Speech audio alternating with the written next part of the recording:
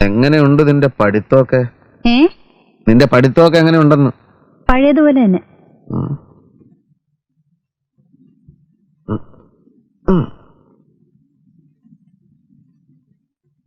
ഇങ്ങോട്ട് നോക്കിയേ.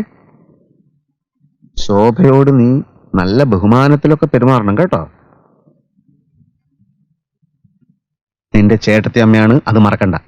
കളിയാക്കിയിട്ടുള്ള സംസാരമൊന്നും ആ കുട്ടിയോട് വേണ്ട. എന്താ ചിരിക്കുന്നേ? പിന്നെ വേറൊരു കാര്യം, അടുക്കളപ്പണി അധികം ശീലിച്ചിട്ടുള്ള കുട്ടിയൊന്നുമല്ല. അതുകൊണ്ട് ഒന്നും ചെയ്യാൻ സമ്മതിക്കണ്ട. അടുക്കളപ്പണി ശീലിച്ചിട്ടില്ല ദിനേശ് ചേട്ടൻ എങ്ങനെ അറിയാം? അവരുടെ അടുക്കളയിൽ പോയി നോക്കുന്നുണ്ടോ? നിന്റെ ഈ മാതിരി സംസാരമാണ് എനിക്ക് തീരെ രസിക്കാത്തത്. ഇനിയിപ്പോ ആ കുട്ടി പണി എടുക്കാമെന്ന് പറഞ്ഞാലും നീ സമ്മതിക്കണ്ട. അതാണ് സ്നേഹമുള്ള കുട്ടികളുടെ ലക്ഷണം. ശോഭ ചേച്ചി ഇങ്ങനെയൊന്നല്ല പറഞ്ഞത്. തങ്കമണി പോയി പഠിച്ചോളൂ, അടുക്കളയിലേക്ക് വരിക വേണ്ടെന്നാ. അങ്ങനെ പറഞ്ഞു? നേരം വെളുത്തപ്പ് തുടങ്ങിയതാ. പാത്രം കഴുകലും ചായ ഉണ്ടാക്കലും. അടുക്കളയിൽ ഭയങ്കര യുദ്ധത്തിലാ. അപ്പൊ അടുക്കളയിൽ ഉണ്ടല്ലേ?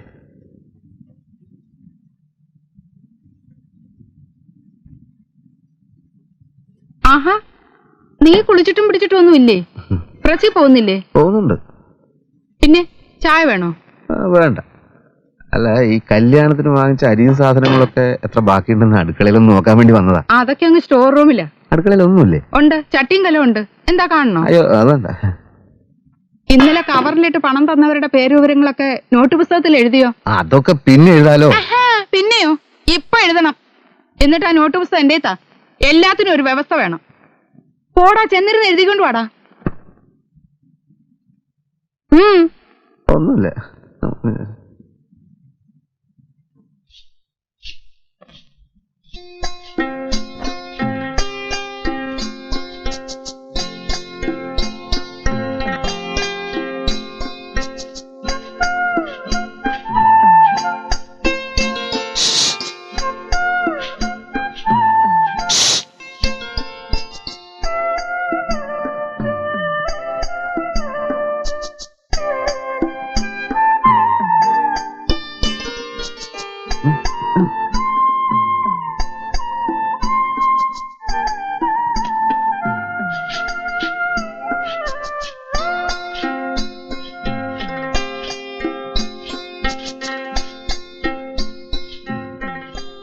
ശോഭേ, കാലത്ത് ഒരുപാട് നേരത്തെ എഴുന്നേറ്റോ? എന്നിട്ട് എന്ത് എന്നെ ഉണർത്താതിരുന്നു? എന്താ അമ്മേ? കണക്കെഴുതിയോ? ഇപ്പൊ എഴുതാം. അമ്മേ, എന്താന്നറിയില്ല, ഞാനിന്ന് പ്രസ് പോണോ? മര്യാദക്ക് പോകുന്നതാ നിനക്ക് നല്ലത്. അതെ അതെ, അതാ നല്ലത്. എന്നാലും പാല് കൊണ്ടുവരാത്തത് എന്റെ കുറ്റമൊന്നും അല്ലല്ലോ. പുകഴ്ത്തണമെന്ന് പറഞ്ഞിട്ട് അതെങ്കിലും ചെയ്യായിരുന്നില്ലേ? പുകഴ്ത്താനുള്ള സംഭാഷണം പറഞ്ഞു പഠിക്കുന്നത് കേട്ടോണ്ടല്ലേ ശോഭ കയറി വന്നത്. വാതിൽ തുറക്കണ ശബ്ദം കേട്ടില്ലേ? വാതില് ചാരാൻ മറന്നു. അതൊക്കെ എന്റെ കുറ്റാ? ആരുടെ കുറ്റായാലും ആകെ നാറിയെന്ന് പറഞ്ഞാൽ മതിയല്ലോ. മേക്കെട്ടി വീണ് സംഭവം ആകെ കൊളാകുകയും ചെയ്തു. കാലത്ത് എഴുന്നേറ്റ് തമ്മിൽ ഒരു വാക്കും മിണ്ടാൻ പറ്റില്ലാന്നേ. അമ്മയെ കൊണ്ട് ഭയങ്കര ശല്യം. സത്യം പറഞ്ഞാൽ എനിക്കിവിടെ ഇരിപ്പുറക്കുന്നില്ല. പിന്നെ എന്തിനാ നീ ഇങ്ങോട്ട് പോകുന്നത്? പോതില്ലെങ്കിൽ ശോഭയുടെ മുമ്പിൽ വെച്ച് അമ്മയുടെ തെറി കേൾക്കേണ്ടി വരും. അതോടെ എന്റെ വേറ്റ് പോവും. പ്രസിന്റെ എന്തെങ്കിലും ഒരു കാര്യം പറഞ്ഞ് ഞാനിപ്പോഴൊന്ന് അങ്ങോട്ട് പോയാലോ? ചെല്ലടോ. സ്വന്തം ഭാര്യയോട് സംസാരിക്കാൻ എന്തിനാ ഈ ഒളിച്ചുകളി? താൻ ധൈര്യമായിട്ട് ചെല്ല്. അമ്മയുടെ പണി നോക്കാൻ പറ. അമ്മ കണ്ട പ്രശ്നമാണെന്നേ. അമ്മ കാണാതെ ശോഭയെ കാണാൻ പറ്റണം. അതിനെന്താണ് ഒരു വഴി ഈശ്വരൻ? ഒരു വഴിയുണ്ട്. നല്ല ആരോഗ്യമുള്ള 4 ആളെ വിളിച്ച് ഒരു കാറുമായി അങ്ങോട്ട് ചെല്ല്. എന്നിട്ട് ശോഭയെ തട്ടിക്കൊണ്ടുപോയി രജിസ്റ്റർ മാരേജ് നടത്ത്. എന്നിട്ട് എവിടെങ്കിലും പോയി താമസിക്കും. അപ്പൊ പിന്നെ സുഖമായിട്ട് കാണാലോ.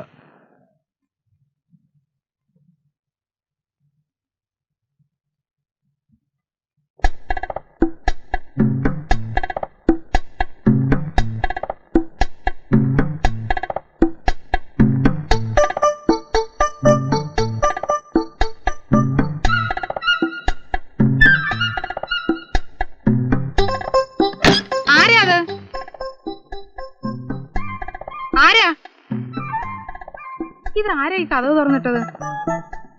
ശോഭേ,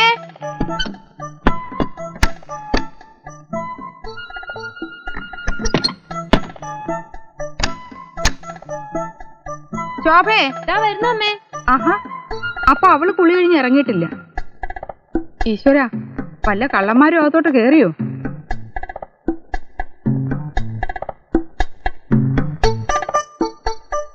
ഛൂ, ഈ കുട്ടിയുടെ ഒരു കാര്യം. ശോഭേ, ഓ പണയും മാലയൊക്കെ ഉള്ളതല്ലേ, അലമാരി പൂട്ടാതാണോ കുളിക്കാൻ പോകുന്നത്?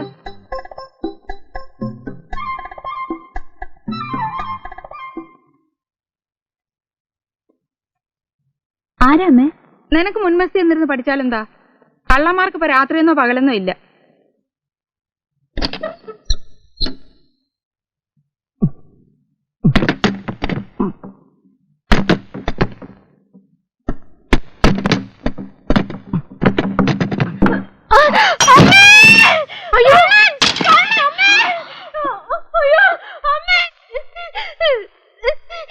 എന്താ എന്താ അയ്യോ, ഓടി വരണേ, ഞങ്ങളുടെ അലമാരിക്കകത്ത് കള്ളരെ, ഓടി വരണേ.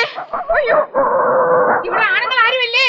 ഞങ്ങളുടെ വീട്ടിൽ കള്ളം കയറി, അലമാരിക്കകത്ത് കള്ളം കയറി. ഒന്ന് ഓടി വരണേ. അയ്യോ, ഒന്ന് ഓടി വരണേ.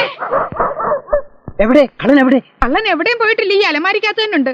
പട്ടാ പകല് മുൻവശത്തെ വാതിലും തുറന്ന് അകത്ത് കയറി ഈ കള്ളൻ ചില്ലറ കള്ളനൊന്നും അല്ല.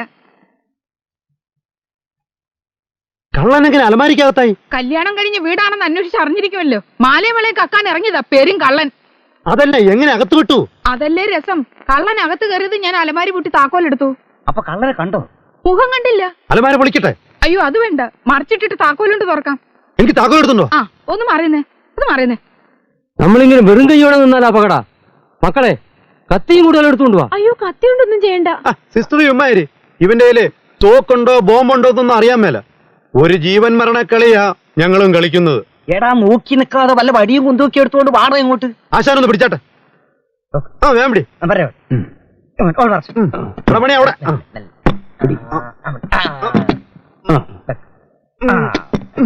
അയ്യോ, ഇതിന്റെ ഒന്നും ഒരു ആവശ്യമില്ല. വെട്ടാനല്ല സിസ്റ്ററെ, ഒരു ആത്മരക്ഷയ്ക്കാ. അടിക്കുന്നവരാരാണെന്ന് വെച്ചാൽ ഓരോ വടി വാങ്ങിച്ചോളൂ. കൃഷ്ണേട്ടൻ കളരിയൊക്കെ പഠിച്ച ആളല്ലേ, ആദ്യത്തെ അടി നിങ്ങളായിക്കോ. അതെ, പക്ഷേ എനിക്കിപ്പം പരിശീലനം സ്വല്പം കുറവാ. നേരം കളയാതെ അടിക്കുന്നവർ മുന്നോട്ട് വന്നാട്ടെ. താക്കോലിതാ, താക്കോൽ. ആ ഇങ്ങോട്ടോ, ഇങ്ങോട്ടോ. ഞാൻ തുറക്കാൻ പോവുകയാണ്. ഞാൻ തുറന്നത് മാധവ, ആദ്യത്തെ അടി വീണ്ടിരിക്കണം.